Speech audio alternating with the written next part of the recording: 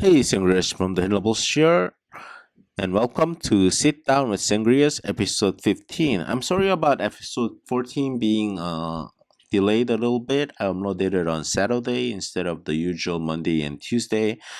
I'll try to stick to the regular schedule, but real life shit happens, and it cannot be avoided. All right. So as usual, I'm gonna be talking about some Xbox news and the Game Pass releases, and what are the top five gamer score people playing, and then the releases and DLC and updates, and how long it takes to complete them, how where to find some guys, and finally, I'll wrap up with the upcoming games this week that I'm excited about. Without further ado, let's get started on some Xbox news. Minecraft is celebrating its 15th anniversary with some events and sales. So if you log in every day from May 15th to May 29th, you're going to get a special item in Minecraft. And iOS version and some other versions of Minecraft are on sale. So it's your chance to pick them up if you're waiting for a sale to stack them. Hi-Fi Rush and Redfall is getting their final updates. As mentioned in the previous podcast, the MS have closed down 4 studios, including the Hi-Fi Rush and Redfall studios, and so this is going to be their final work on these games, and I'm happy to see they're supporting their work to the last minute. I'm sad to see the studio closing and the people losing jobs because of this. Good luck to them, and thanks for the hard work to keep the games updated. Especially Redfall is getting an offline mode with this update, so that you can play the game offline. You don't have to be always online for this. For like because as you always when a server closure happens, achievements cannot be earned, so I think this is a great update. Starfield May update added 60 frame rates per second. I think many people were asking for this. This is only available on Series X, and I hope this choice is good. Good one to have for people who've been looking forward to this update. And Square Enix announced they're gonna be doing more multi-platform releases in the future. So their games are gonna be coming to PC, Xbox, Nintendo, Switch, PlayStation, all at the same time, basically. Right now, I think after the Final Fantasy VII Rebirth not doing as well as they expected or hoped, I think this is a good strategy, the right strategy that they should have taken maybe 2 years ago. I mean, even companies that have a lot of money like Microsoft have to release Hi-Fi Rush and Sea of Thieves, etc., into PlayStation to be more successful, have more sales. But that's like even a first party doing that. I think third party have no reason to make a console exclusive unless the Sony or Microsoft or whatever is giving them like really big amount of money. And I don't think any of Microsoft or Sony are willing to do that anymore. So I think this is the right strategy. I hope it also means some of the older games like Final Fantasy Pixel Remaster and Live Alive and Chrono Trigger remake. I mean, sorry, there is no Chrono Trigger remake. That's my wish. But anything the only that passed Xbox, they never came to Xbox, will come to Xbox sometime in the future. All right. I mean, I can always play these games on other platforms, but I prefer playing them on Xbox with achievements. So just my personal preference. 360 is going marketplace is closing down at the end of July, and they're doing some sales to give you the last chance to pick them up a little bit cheaper than normal. So right now about 60 titles are on sale.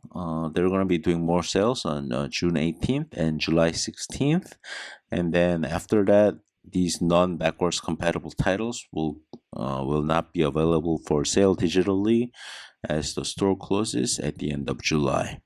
So pick them up and you can. Microsoft Xbox Cloud is now supporting keyboard and mouse officially. About 30 games are supported at this time.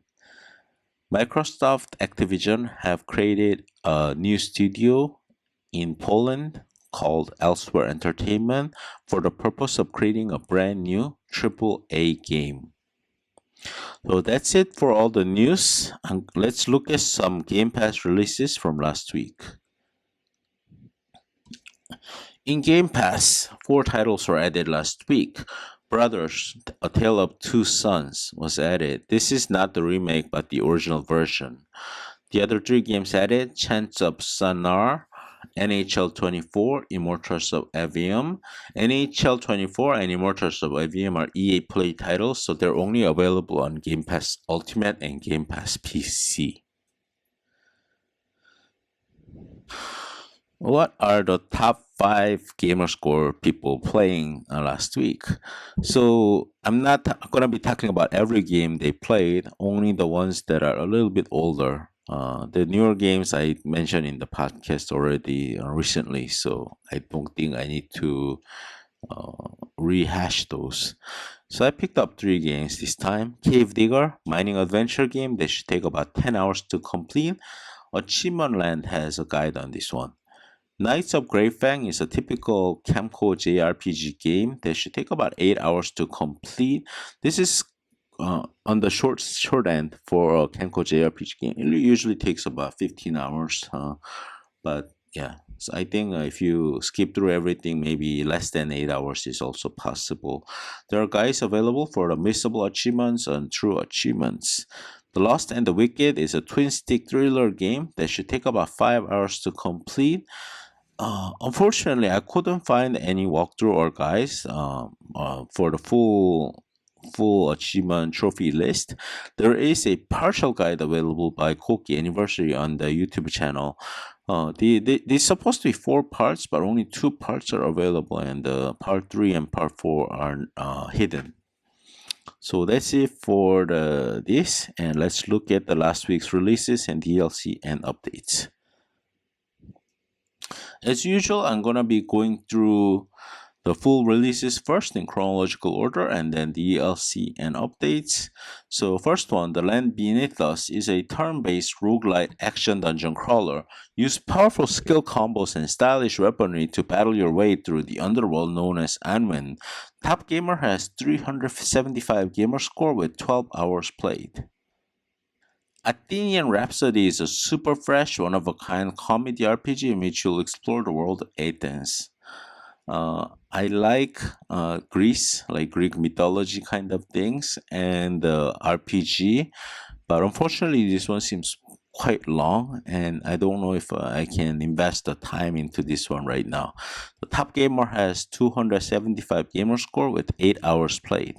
Ziggy is a 2D platformer where you need to overcome all obstacles by jumping with skill and agility. It has a Windows and Xbox stack, so you can play twice for twice the gamer score. It should take about 30 minutes to complete. Guide is available on our channel. Chip and Charge is a retro-style tennis game with pixel art graphics. It should take about 20 minutes to complete. Guide is available on our channel. Electronics Puzzle Lab is a fun and educational 3D puzzle game where your task is to inspect circuit boards and make adjustments to power LED lights. The game launched with the title update, making it 2000 gamer score at the launch. It should take about an hour to complete, and our guide is coming soon to our channel. Time Trap Hidden Objects Remastered is a searching game telling a detective story with distinct realistic visuals, puzzles, and challenges.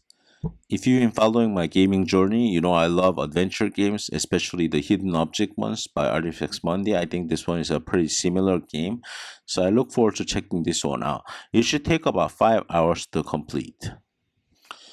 Please Fix the Road is a puzzle game where you need to fix the road by using the tools given to you. It should take about 4 hours to complete. There is a guide available by Carrot Helper on his YouTube channel. Braid Anniversary Edition. Control the flow of time to solve subtle platform puzzles in this update of the indie classic Braid, featuring refreshed artwork and seriously in-depth creator commentary. It should take about 5 hours to complete. Guides for Xbox 360 version can be used. There is a new achievement for completing World 7 that has a guide by HIYSKI. The text and video guide is available. I plan to play the game soon and do a guide if possible. Turbo Dash Kart 2024 Racing is an action-packed kart racing game. Choose your champion driver, customize your ride, dominate challenging tracks to become the undisputed ruler of the asphalt jungle. It should take about 5 hours to complete, and the completion seems pretty straightforward. Awesome P3 Final chapter, now in shape of fast precision platformer where you must run and jump through a series of challenging stages. It can be triple stacked Xbox One, Xbox Series, and Windows versions. Buying the Xbox One version first gives discount on other versions. It should take about 1 hour to complete. Guide is available on our channel. Read-only memories NEURODIVER. ES-88 is an Esper tasked with capturing the golden butterfly, a psychic entity hiding in the memories of others. Play as ES-88 and join her cyber colleague Gate and the creature known as a NEURODIVER to help repair the memories Golden has damaged and stop them in their tracks in this sci-fi adventure. It should take about 6 hours to complete. PO'd Definitive Edition. Originally released in 1995, PO'd is an adrenaline-pumping first-person space shooter that features gameplay elements inspired by generational powerhouse Doom and Quake. Top Gamer has 900 gamer score at 10 hours played. The Ramen Sensei is another Kairosoft management simulation game. You need to manage ramen store this time. It should take about 25 hours to complete. Anime Story is the second Kairosoft management simulation game that released last week. You need to manage anime studios this time. It should take about 6 hours to complete. Musashi vs. Cthulhu is a fast-paced action game where you take control of Musashi, the most famous warrior from feudal Japan, as he's fighting for his life. It should take about 10 hours to complete. Outbreak, the Fedora Files, What Lydia Knows. Super and extranatural phenomena around the world are officially disavowed. In the United States, these phenomena are unofficially investigated by an elite squad of agents known as the Federal Disaster Organic Response Agency, Fedora. These are their stories. Top Gamer has 390 gamer score with 1 hour play. Not, a brain buster messes up your brain and makes you doubt your belief that you really are an intelligent person. It should take about 5 hours to complete, but it is very skill dependent. There is a trophy guide available on PlayStationTrophies.org. Morbid, the Lords of Ire is a continuation and reinvention of the critically acclaimed isometric Souls-like ARPG Morbid, the Seven Acolytes, with the heroic striver returning once more to the battle with horrific creatures in a dark and twisted world of pain and suffering. Top Gamer has 210 gamer score with 13 hours played. In FoxyRush, Foxy has to go through many levels and collect all the cherries to get his supplies back. Embark on an exciting journey through dense jungles, air clouds, and lava caves. It should take about 30 minutes to complete. Guide is available on our channel. INDIKA is a third-person, story-driven game set in a strange world where religious visions clash with harsh reality. It tells the story of a young nun who sets off on a journey of self-discovery with the most unusual horn-headed companion by her side. It should take about 4 hours to complete. Cladmaster has a guide on his channel. My Little Pony, a Zephyr Heights mystery. Play as Sunny, Hitch, Izzy, Pop, Hip, Zip, or Misty, and use special abilities to explore Zephyr Heights, a gleaming cloud kingdom full of exciting quests and collectibles. With the every pony working together, you can stop the unstable magic that's turning phones into pizzas, breaking gravity, and splashing colors everywhere. It should take about 20 hours to complete. Spellcats Auto Card Tactics. Step into the paws of the only sentient feline in a human-dominated world. Gifted with the extraordinary magic power to summon other cats, you alone hold the key to freeing your kind. Fight the Necocasters, a cadre of humans exploiting innocent Necos for their own nefarious gains, serving a greater evil. Top Gamer has 730 gamer score with 11 hours played. Claws and Feathers 3. The birds and cats are back in an all-new puzzle adventure that sends them soaring across the galaxy in search of a new home. As usual with most Chili Dog game, you can use cheat to complete this one quickly. It should take about 5 minutes to complete. Guide is coming soon to our channel. That's it for all the full releases. Let's go on to DLC and updates. Wizard with the Gun update Better Together adds 5 achievements for 450 gamer score. Froggy, a retro platformer title update 2 adds 5 achievements, 1000 gamer score. You just need to play levels 51 to 60 to complete this one. It should take about 5 minutes to complete. Guide is available on our channel. 10 seconds to win, title update 2, same deal as Froggy except you need to play level 61 to 70. Pinball FX got 4 DLCs, Universal Pinball TV Classics, 3 achievements, 60 gamer score, Pacific Rim Pinball, Super League Football, both got 1 achievement each for 20 gamer score each. And then the next one is not a DLC but the update, Player Levels, 5 achievements, 100 gamer score. That's it for all the DLC and updates. Let's look at some upcoming releases. That's it for all the full releases and DLC and updates. Let's look at some upcoming games that I'm excited about. Actually, there's a lot this week. Neptunia Sisters vs. Sisters is a first Neptunia game to come out on Xbox. There's like 20 of them on the PlayStation. I'm exaggerating a little bit, but there's a lot.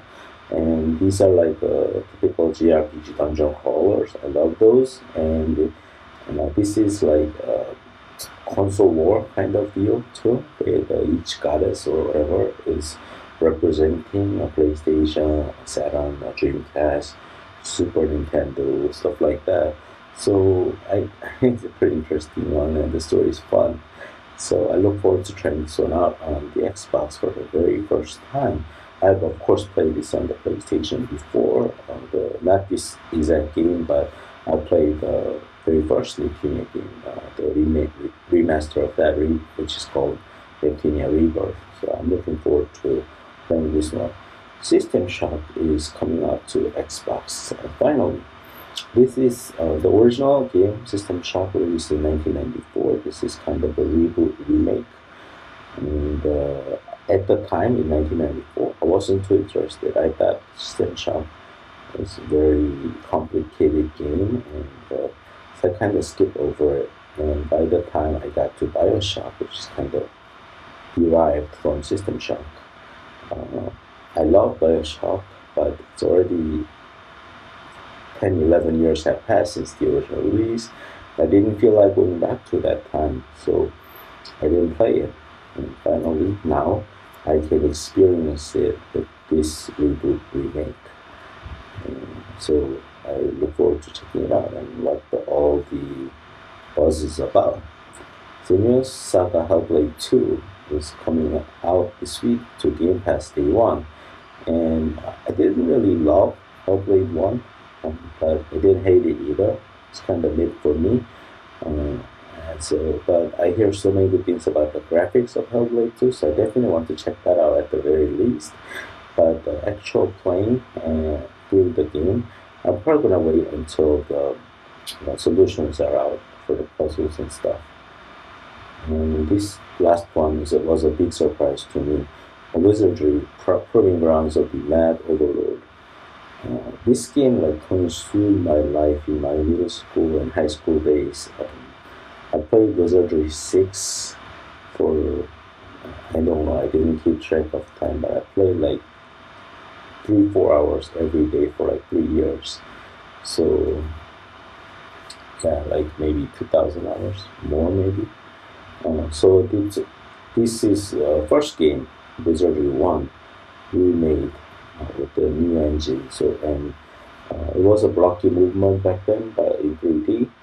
I believe this one now has a full movement, kind of like a Mist going into the Mist remake that lets you move in full motion. So I really look forward to going back and playing it. I'm honestly not sure how well it lives up now. I mean, it was as a kid, like 30 years ago, I really enjoyed it, but I don't know. I don't know how it's gonna play now. But still, it's a game that kind of defined my gaming journey. It started with the RPG, my love for like role playing games kind of started there, and the Ultima. So yeah, definitely I'm looking forward to try this one out. So that's it. Thanks for listening. This episode is how long it is? About 20 minutes. I think the episodes are getting longer and longer, and I'm getting more winded. Sorry about that. I just like to chat about games. All right. Subscribe if you're not a subscriber yet. Comment on this video if you have any comments and like what you're looking forward to, what you're going to be checking out, and stuff like that. And if you have any feedbacks for any new segments or any improvements I can make on this podcast, please do let me know. I'm not fronted any way for like with the constructive criticisms. And did I say subscribe already? Oh yeah, like if you thought this podcast was enjoyable. Thanks for listening, and I'll be back with the next episode next week.